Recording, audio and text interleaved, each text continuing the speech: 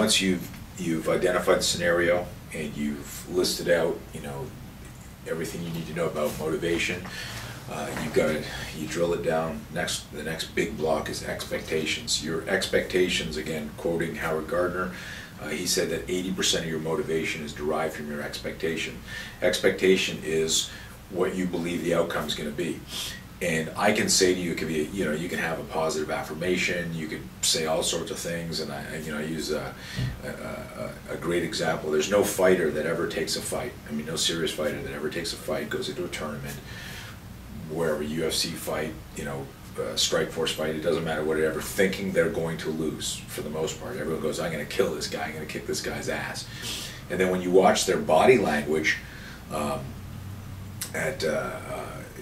when they're stepping into the octagon or they're moving onto a mat, you can see, because body language is 60% of communication, you can see a total change. So even though they've got the mantra, this is my strategy, I'm going to do this, don't do this, and all that stuff, that's all cerebral, that's all psychological.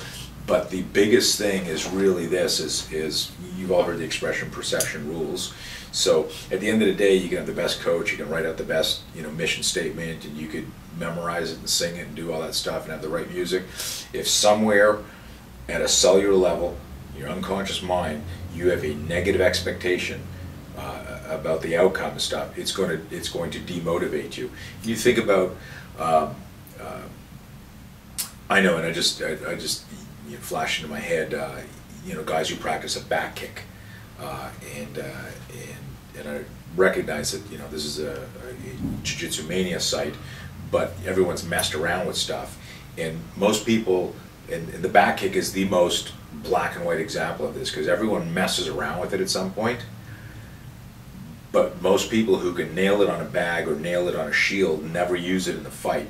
And if you ask them why, and I've done this research where I've asked guys why, and they go, all of them answered, well, I was going to do it, but then I thought he'd just punch me in the back of the head, or he'd move, or I would telegraph. And what they were doing is having, of course, a negative expectation right in the moment they needed it or saw the opportunity, and it demotivated them from executing. So that's a simple visual. If you don't think it's going to work, if you're not inspired, it's not going to happen. And expectations are huge, and coaches need to understand them. And remember, you as your own coach, you need to understand them too.